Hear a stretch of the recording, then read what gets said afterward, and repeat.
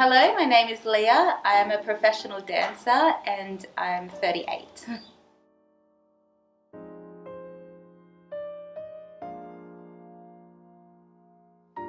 I'm from Ocean Shores, which is the northern rivers, close to Byron Bay. I started my training since I was 3, and I've been dancing professionally for 16 years.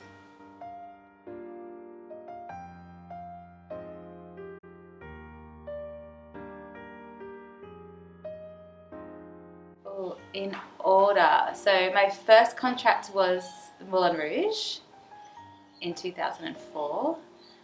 And then from there I moved back to Australia and I did 2 contracts at the casino here on the Gold Coast. That was Tempo Rouge and Zingara. After that I went to Germany to work in Palazzo. And then I went a little bit back and forth from Moulin. So I went back to Moulin for the summer and then back to Palazzo for the winter and then back to Moulin again. And then I took some time off, like a sabbatical, and I did a cruise ship with Gina and Ryan.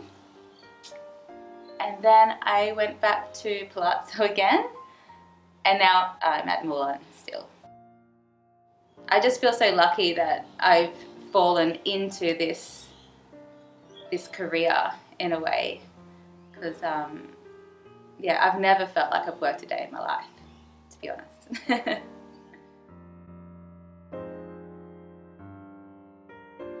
I think success is to be a performer that inspires others, and so when the younger dancers come up, that you're someone that they, I don't know, aspire to be like, or maybe some little thing that you do will encourage them or just influence them in a way in their performance.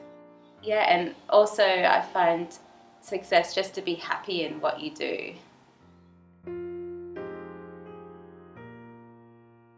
One of the best highlights was getting to dance in the Hollywood Bowl, doing the can-can to a live orchestra in front of thousands and thousands of people, just getting onto that stage with the live orchestra behind you and seeing all of those people and feeling so small, but I don't know, you just had to dance so big and give so much, and yeah, that was a huge highlight for me.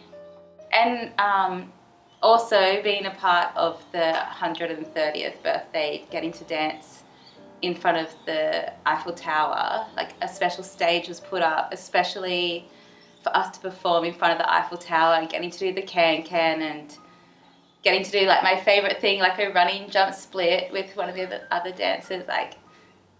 Yeah, that was such a highlight, and I was so happy to be able to be a part of that.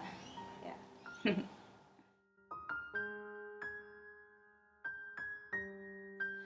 I've found it a bit of a struggle to find something that I love to do as much as dancing, because I don't want to just ever work to live in a way. So I've been thinking about it for a long time, and I've come to the conclusion that I would like to open my own fitness studio, kind of a concept where I do different styles of workouts, and combining my rhythmic training and rope, a special class for that, and then having dancing in heels for all adults, not just for dancers, and have a little juice bar attached that maybe turns into a cocktail bar on the weekends. That's something I've been thinking about for a long time, so I would love for that to come into play.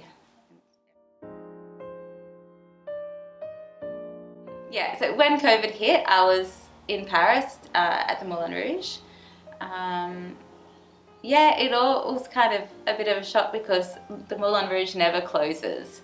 So when I heard about Corona and everything happening, Italy shutting down, I was yeah, they're just being dramatic. This will never happen to us, and Moulin's never going to close.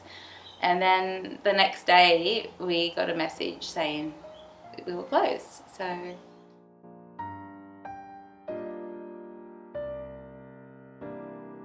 So So basically they made the announcement on Sunday night, I'm pretty sure it was, and then that by Tuesday midday that everything will be closed. So you need to get to where you want to do your quarantine by Tuesday midday kind of thing.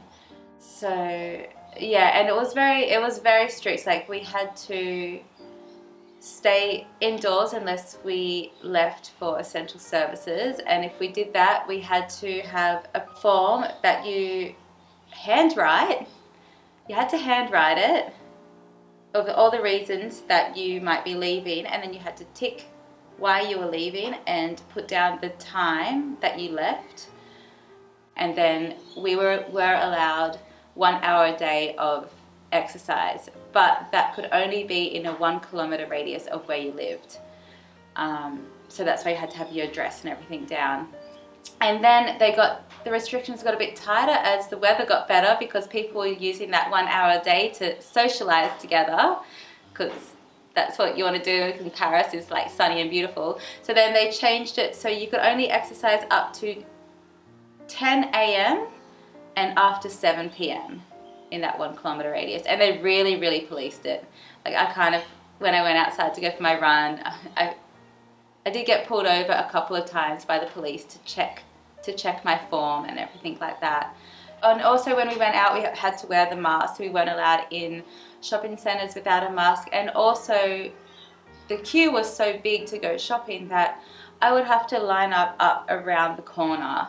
I would probably have to wait about half an hour before I could go into the supermarket, because I only let in like 20 people at a time to go in.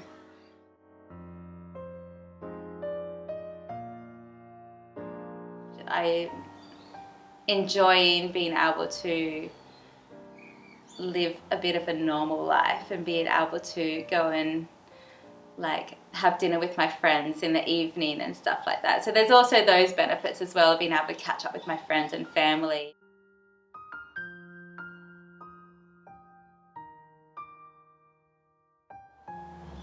Yeah, well, I don't know, just since coming back I've been doing a few classes and everything, because I feel like I need to keep dancing to keep my spirit alive in a way. And I've noticed by doing this that I've met so many dancers, like local dancers coming back from other contracts, and then watching them perform, because I've been away for like 12 years, I would say.